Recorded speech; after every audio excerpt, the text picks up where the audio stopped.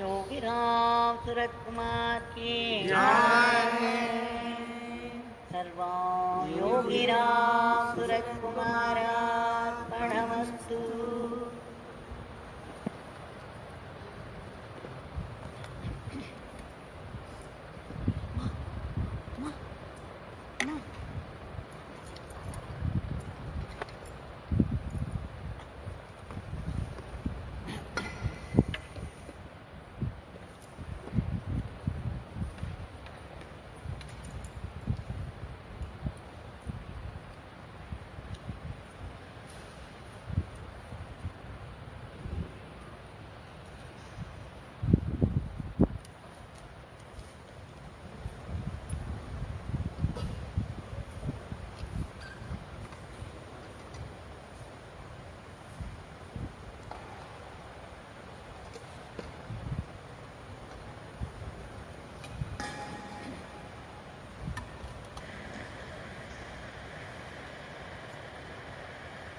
So one more session of Bhagavan's Divyanama Sankirtan.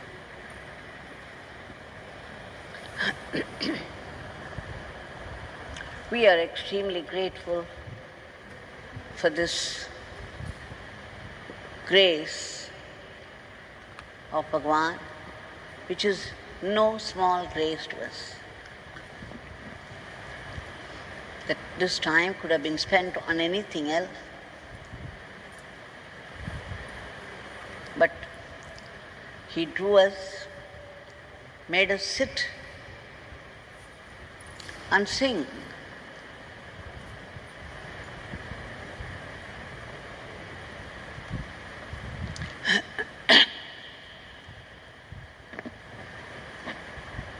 This is day after day after day. We have been singing and also praying, and then we shared the experiences which we could relive and enjoy, and made those experiences our own by reliving them. Tomorrow will be the last day for these satsangs, because it's been more than 5 months and perhaps 10 days.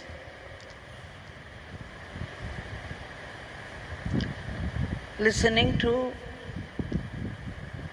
the satsang, the leelas of God, be it Bhagavatam, Ramayanam, or our Gurunath, Yogi Ram Sarat Kumar. It's a yoga by itself. And it's no small yoga either. The satsang, in fact, it's only from satsang we get to know the glory of the name. We get to know many things only in satsang. So satsang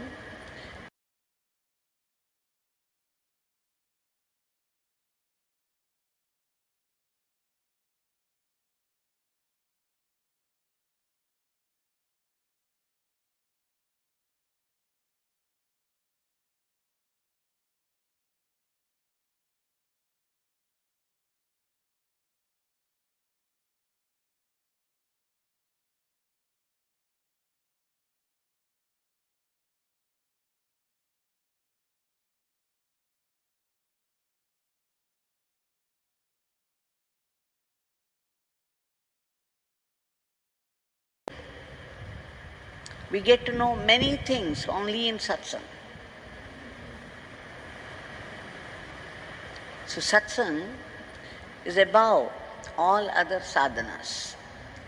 And if one could listen to the satsang with rapt attention, one indeed is doing the yoga.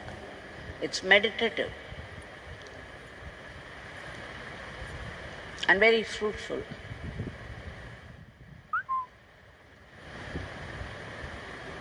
Bhagavan Yogi Ram Sarat Kumar had said that people, when they chant the name Yogi Ram Surat Kumar, they not only help themselves, but help his work also.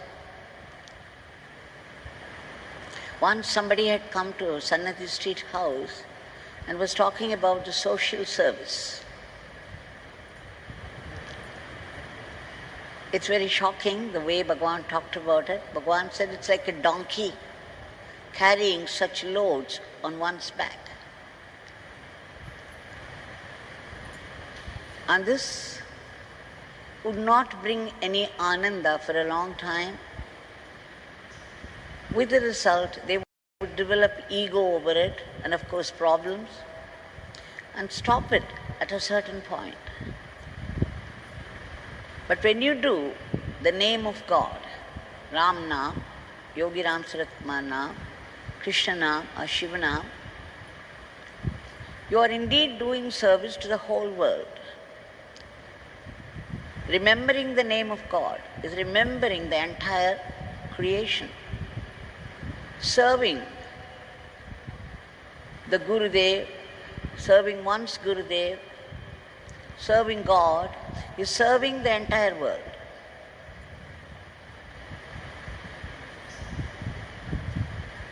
Yogiji said, his name, Ram Surat Kumar, when somebody asked for the meaning, Ram Surat Kumar.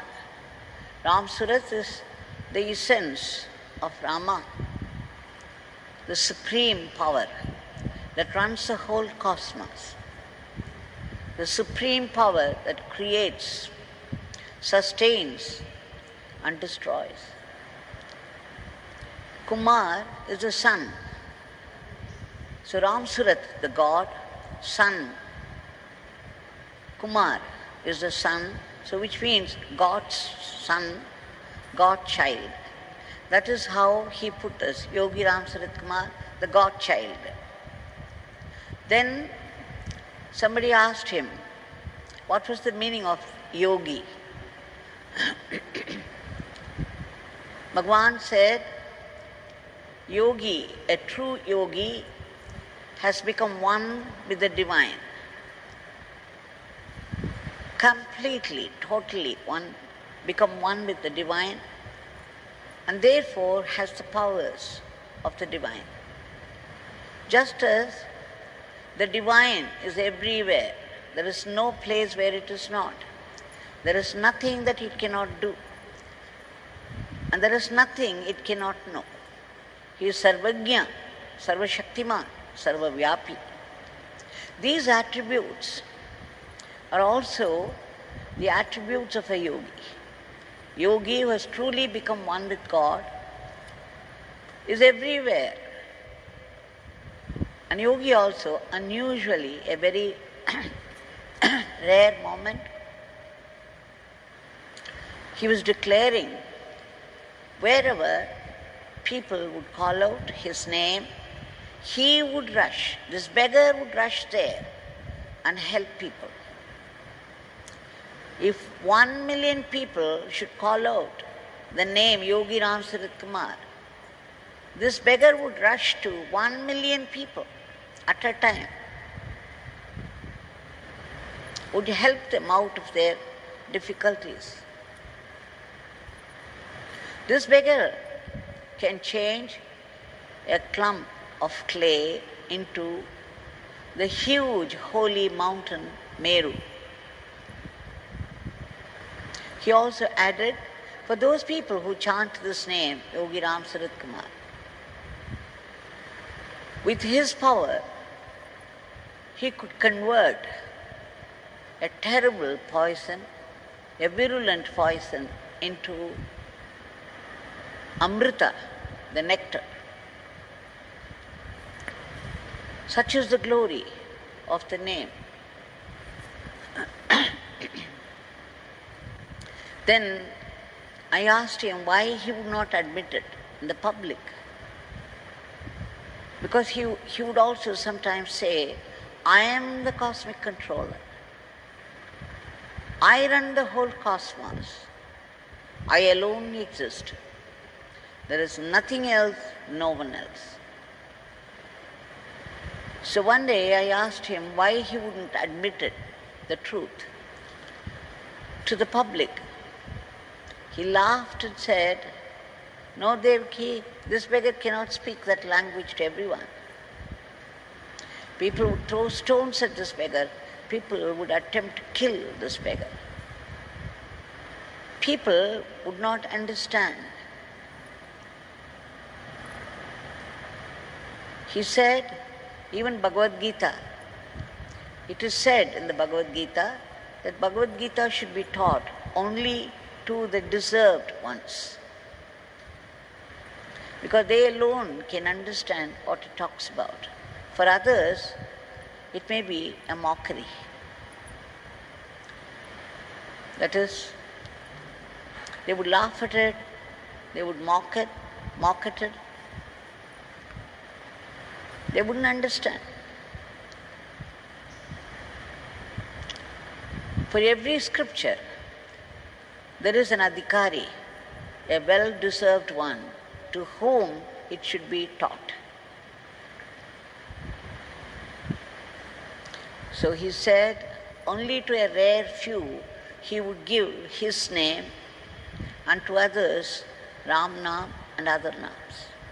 Not that they are anything less, they are great by themselves, but this beggar cannot speak this language in the public. So Yogi Ram Surat Kumar, that is why he said, if you simply call out Yogi Ram or simply Ram Surat Kumar, it's not this beggar's name. It's only Yogi Ram Surat Kumar. That is the mantra. And when they call out Yogi Ram Surat Kumar, this beggar would rush to help them, to do the needful in any situation.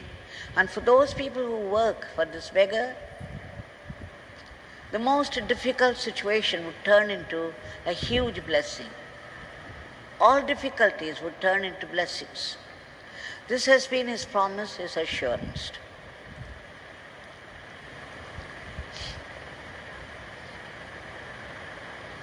Now that Vastu, that divinity which is all-pervasive, all-knowing, all-powerful, why is it not doing anything about the present-day situation, this unprecedented suffering that the world is going through?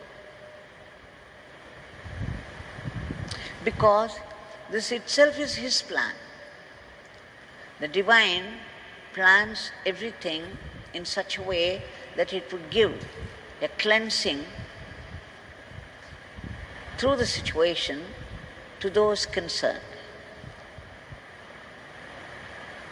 So the present day situation is for cleansing us, cleansing the entire world thoroughly.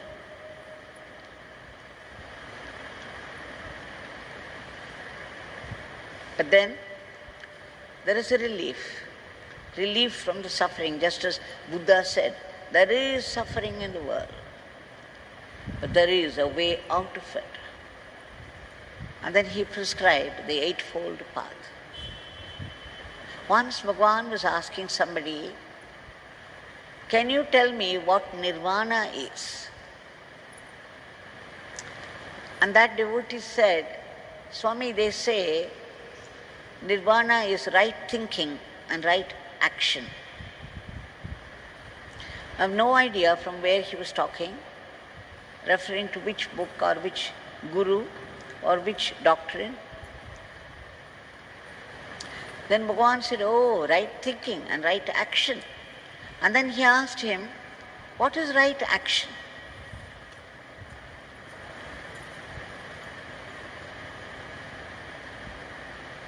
There was silence. And then Bhagavan said, Nirvana, he described the ocean. He said, the ocean is vast and deep. And so many rivers come and merge with it. And they come with such force while merging. And yet, the ocean, nothing happens to the ocean. The ocean remains as before. He said nirvana is such a state. No matter how many disturbances happen, there will be no disturbance to the mind. The mind which is merged with God. So the state of nirvana is like the ocean. And then he went on to say, what is the right action? Again he talked about doing social service. It's welcome because even if it is, even social service is better than one service to oneself. Out of selfishness, we serve ourselves all the time, or we serve our immediate family. Our whole life, whole thinking ends there. My family, my people, their welfare. That's all I can think of all the time. It doesn't matter what happens to people outside. So you go a little beyond your family when you go into social service. It's good because it reduces your selfishness. But then he said, the best service is service to the Guru, service to God. It's like when you pour water to the root of a tree, the sap goes to every nook and corner, every tip of the branches, every tip of the leaf, every tip of the flower, the fruit. Like that, when you serve God, you serve the whole world. Otherwise, service to the world will not last out. At some point or the other, at some excuse or the other, it will come to a stop. He said, serve your Guru. Serve the Guru as an instrument in his hands. When people chant this beggar's name and serve his work, if they cannot do social work, it's all right, because when you sing the name Yogi Ram Surat Kumar, it not only helps yourself, it helps this beggar's work.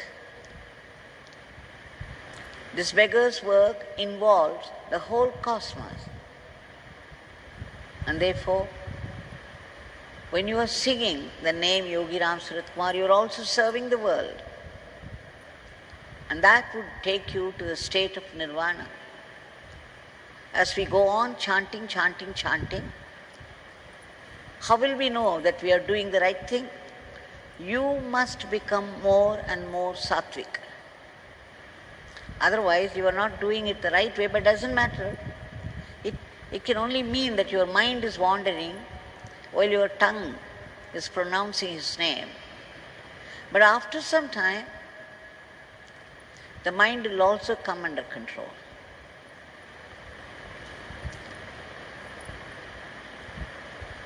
The signboard is that you become more and more sattvic. And you begin to accept everything as God-given. These are all some of the signboards that you are progressing. If you become less angry, less fearful, less disturbed at anything, less jealous, less sorrowful, and not react so violently to every situation, not react to people, then you can be sure that you are going in the right path. Bhagavan says, it's not only that you become sattvic, you are helping this beggar's work. This beggar is doing a cosmic work, a tremendous cosmic work. And every Yogi Ram Surat Kumar Nama that you utter will go into this work, this cosmic work of this beggar. Isn't that social service? It's enough.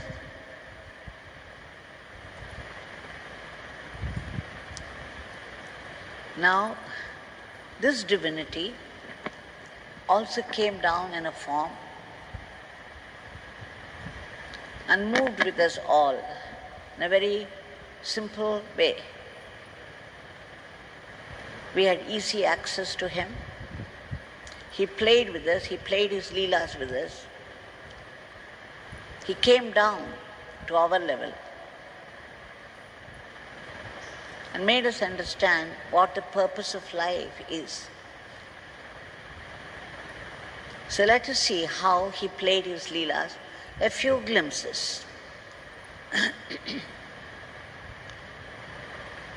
The Sannadhi Street house, many people from different walks of life had come and benefited from his blessings. We shall see how Bhagavan enjoyed simple things like a baby, like a child. Bhagavati of Chidambaram, Professor Chokkalingam from Annamalai University and his wife Bhagavati. They used to come to Sannadhi Street house. One day, that is, they chose to come on Deepavali day to have darshan of Bhagavan. Deepavali means the light of the lamp. Its literal meaning is Deepavali, the light of a lamp, which means the light that dispels darkness. For those of us who have been with Bhagavan, who had been with Bhagavan, every day was Deepavali. We were basking in the light of the sun.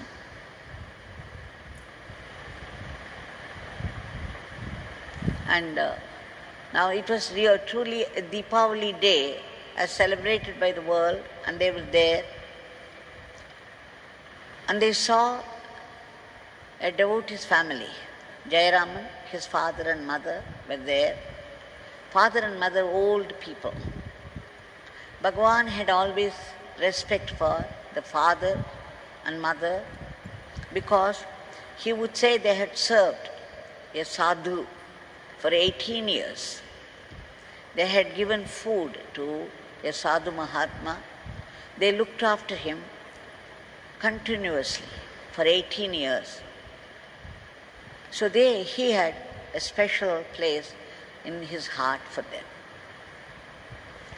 And there were varieties of snacks in front of him, which generally the Hindus make on Deepavali day. And what was more, this time Bhagavati noticed there were firecrackers also. She was wondering because she had never come across the scene before. Snacks, okay, he could eat them, at least some of it, but what would he do with all those firecrackers? She was wondering, and then Bhagavan began to take each snack in his hand and was asking for the name. What is this? What is this? What is this? And after that she was wondering what was he going to do with the firecrackers. And just when he finished with the snacks, asking about them and tasting one or two of them, when it came to this firecrackers, he just had a look at it. And suddenly, out of nowhere, a 14, 15-year-old boy stood there outside. And Bhagavan was very happy to see him. He said, "Thambi, please come in."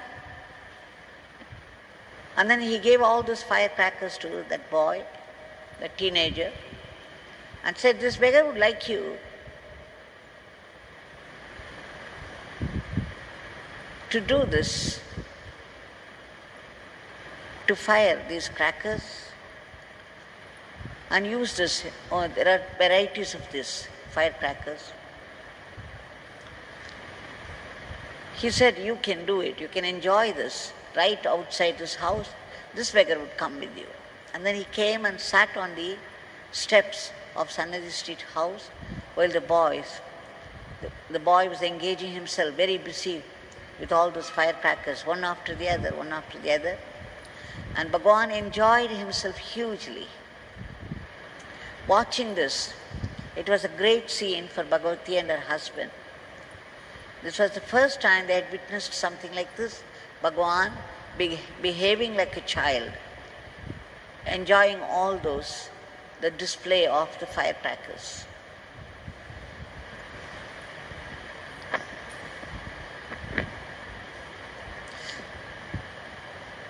She also recalled another incident, that when Bhagavan had started the ashram, she and her husband wanted to leave a cow for the ashram. They had brought a good one for the sake of the ashram. And as soon as they mentioned it to Bhagavan, Bhagavan said, there is no need. We already have one cow and that is enough for the ashram. There is no need for any cows anymore. People need not bring cows to the ashram. Then she thought, in those days there was no convenience. There was no room at all for the visitors to stay, and they had to stay outside in other places, in the ashram, Ramanashram, Atithi ashram. And she was thinking, okay, if our ashram doesn't want it, maybe I could give it to the ashram where I am staying, because those people are looking after us so well and they are devoted to Bhagavan. So why can't I leave this good cow there?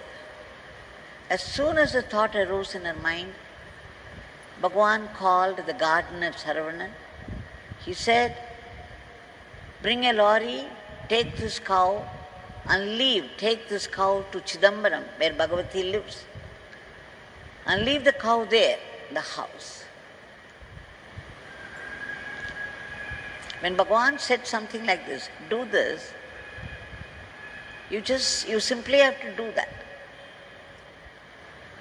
Nothing more, nothing less.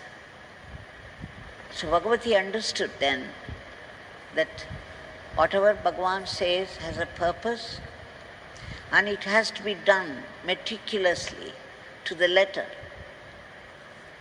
To think something else, to think of something else, to think of an alternative would not work.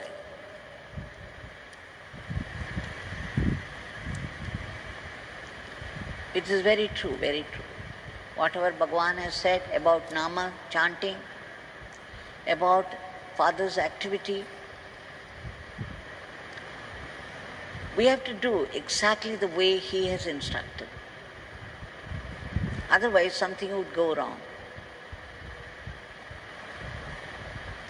Now, to substantiate this point, we shall shift once again to Sannadhi Street house. It was again another Deepavali day.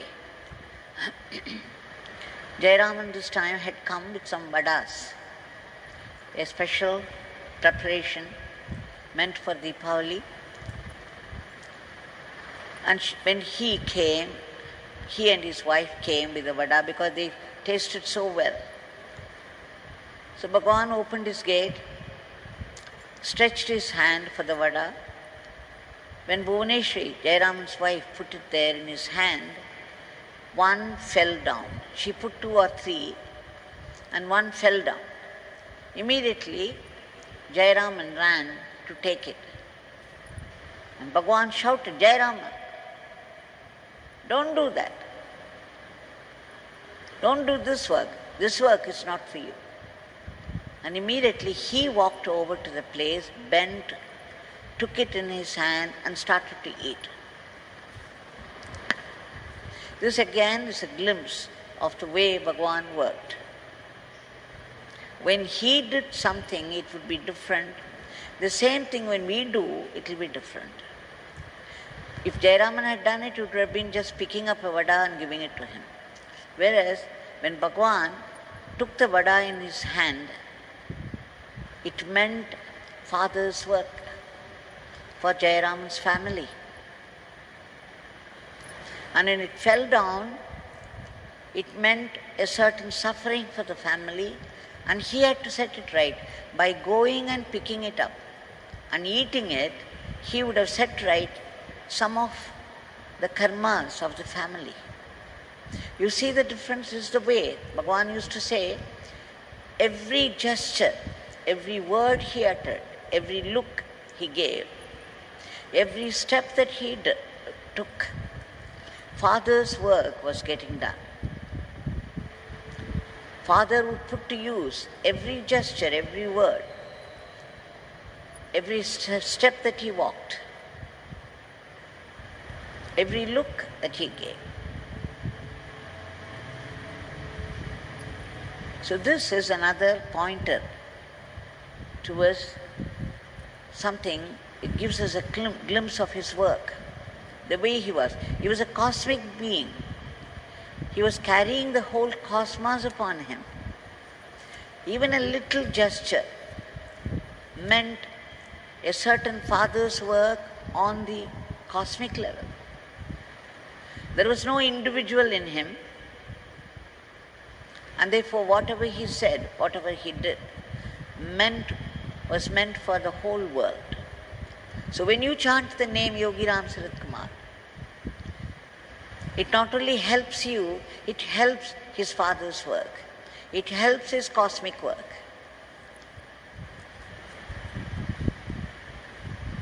Another Deepavali day, Sri Swaminathan, the devotees know him very well. He's one of the trustees of the ashram. He's been serving Bhagwan for so many years now. He and his wife, at the time, the whole family lived in Tiruvannamalai.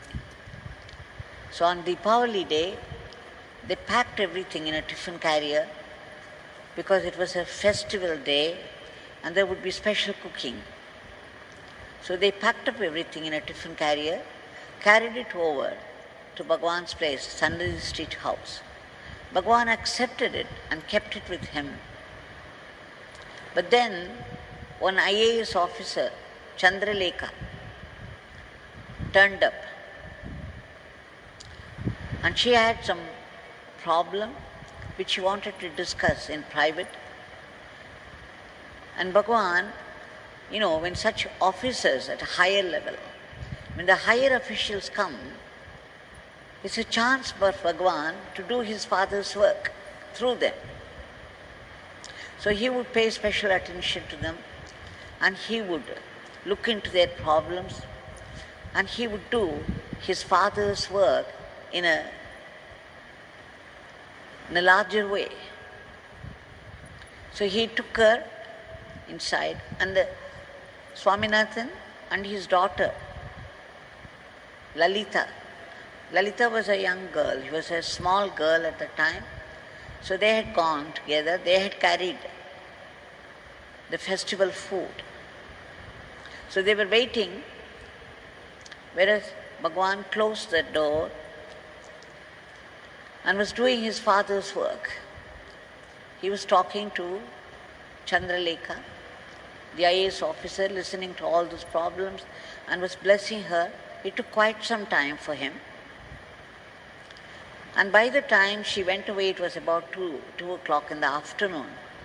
So he told Swaminathan, Swaminatha, this beggar doesn't feel like eating now. This beggar has done a lot of father's work.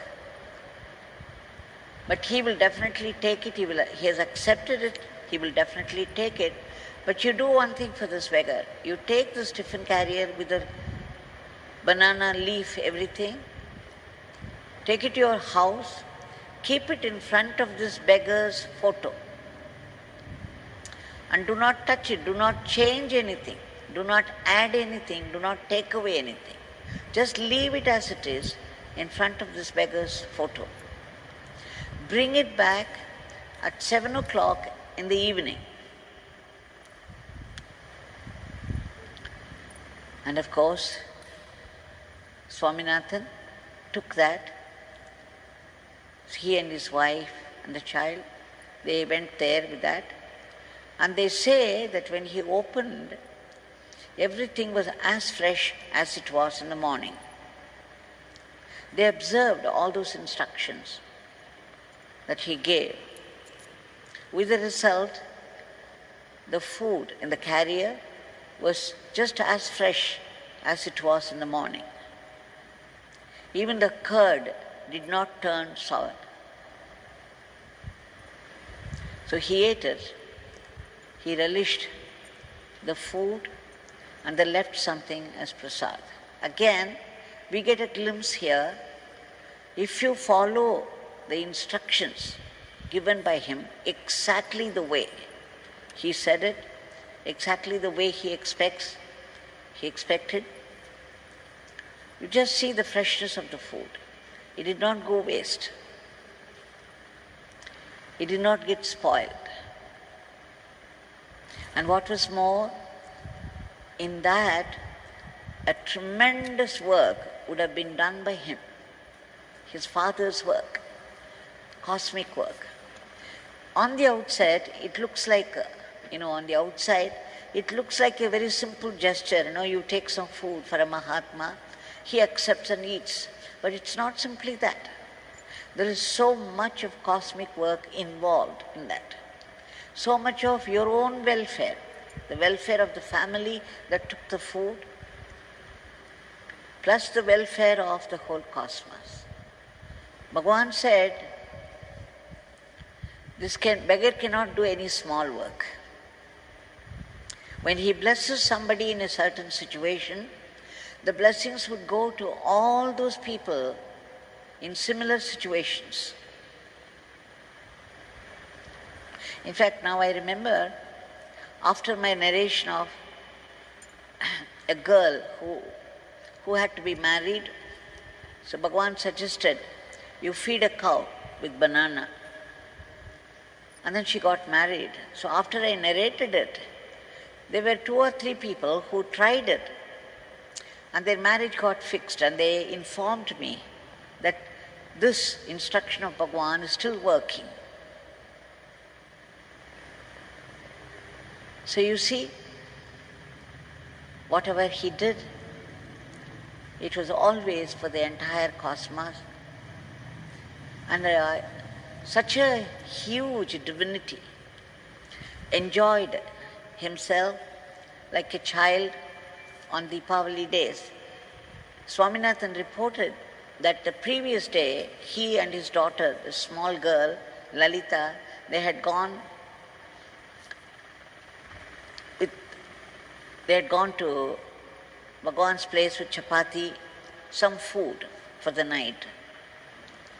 Then Bhagavan took them inside, and there was a parcel of firecrackers. Immediately after seeing Lalita, he opened the package, and then took out those I do not know what you call that. We call it matapu. That is, there will be many, many sparks. Once you light it, there will be some packing, chemical packing, on a small metal wire, and if you light it, there will be many, many sparks. The sparks would be a beautiful display of sparks. So he took them, they went to the back side of the house, and Bhagavan sat like another girl, and then he lighted one, the sparkler. He enjoyed looking at it, and then immediately he called Swaminathan to light another one and give it to his daughter. So you see, this little girl was enjoying the sparkler, and so was Bhagavan. And the way he lighted all the 12, and I believe Bhagavan himself took the hand of little Lalita and held it while the sparkler was displaying all its sparks to the delight of the child and of course our Bhagavan. He says it was such a sight, the way Bhagavan was enjoying. So there are such moments when the divinity comes down to our level and enjoy with us for the sake of the devotees, that she was absolutely delighted with all those sparklers. Now again it's a glimpse that though this huge divinity, the one divinity, the supreme power, takes up a form, and it called itself a beggar, a sinner. He came down, he moved with the all in a very simple way, behaved like us, was delighted at simple things of life, simple joys of life.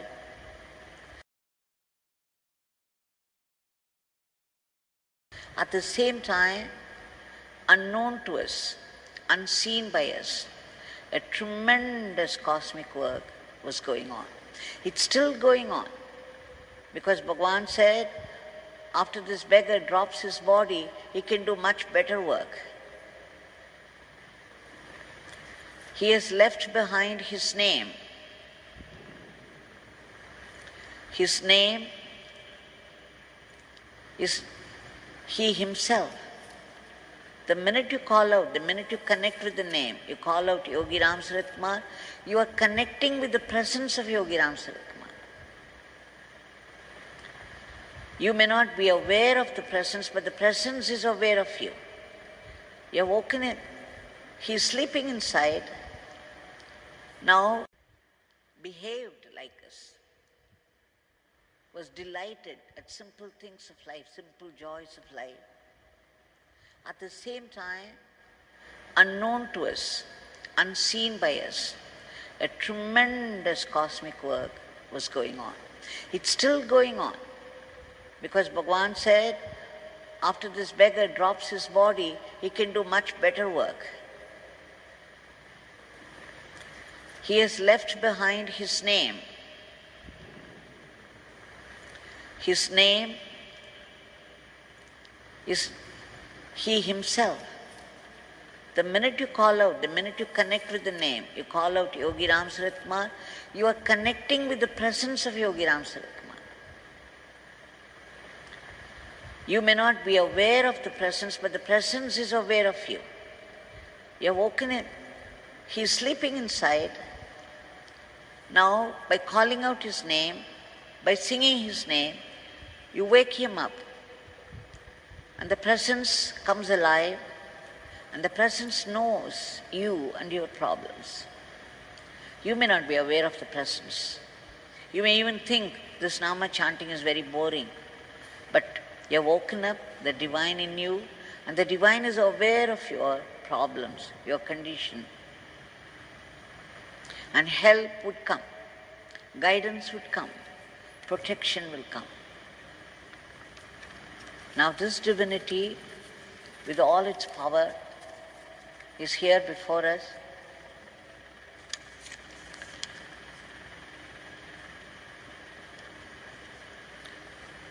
With his raised hand in benediction. We have to submit our prayers at his feet by singing his Nama. Singing his Nama is also like having a dip in the Ganges. The holy name, the powerful name of Bhagavan, it's having a holy bath in the Ganges. Though Bhagavan came down, there was an incident which Bhagavan narrated to me, and many people know that once when he was going to the bus stand, in those days he hardly got any food. He used to be skin and bones. He had very simple possessions like a coconut shell and a country fan which was broken in places, and some newspapers because he was doing some work on the world, the news. He was suddenly stopped by 4 thugs. And then they snatched everything violently from him, threw them away, and started to beat him ruthlessly.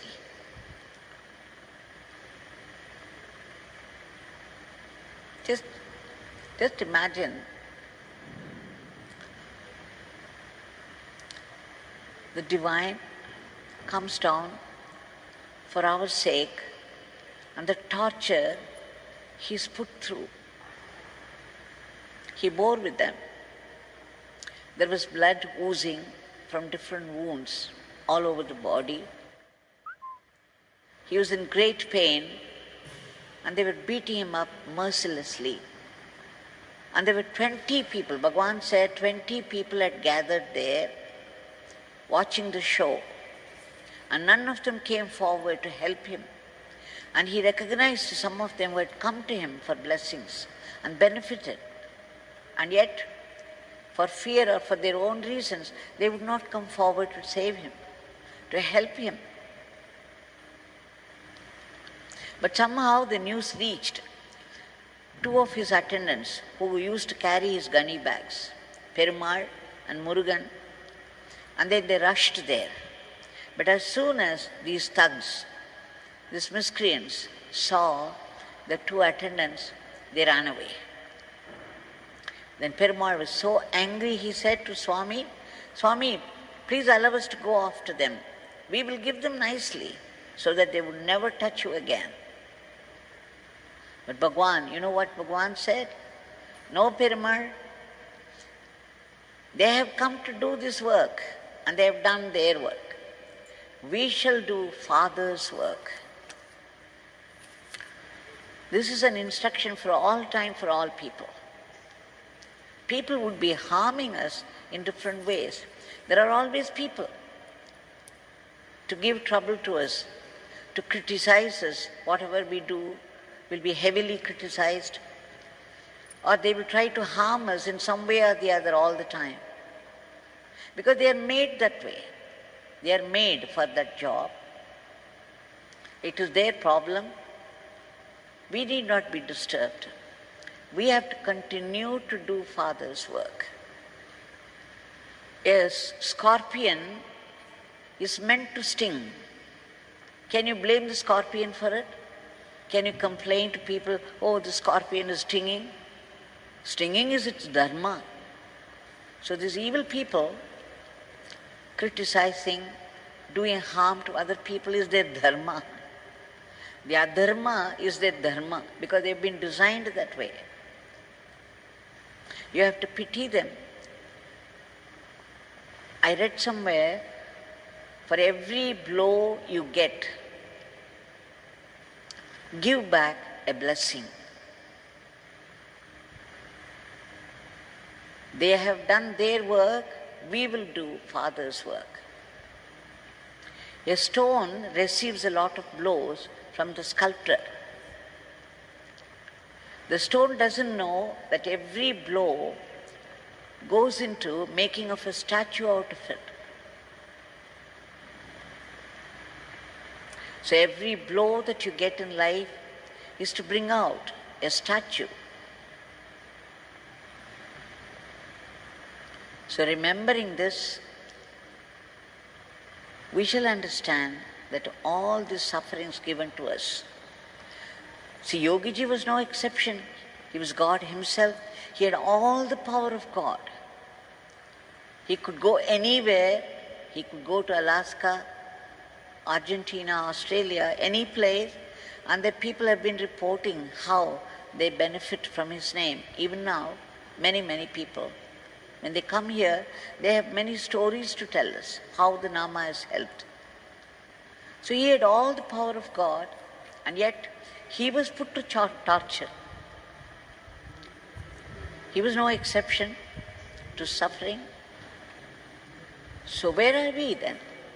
When a Murti like Bhagavan should suffer, when Rama suffered, Krishna suffered, Mahatma Gandhi suffered,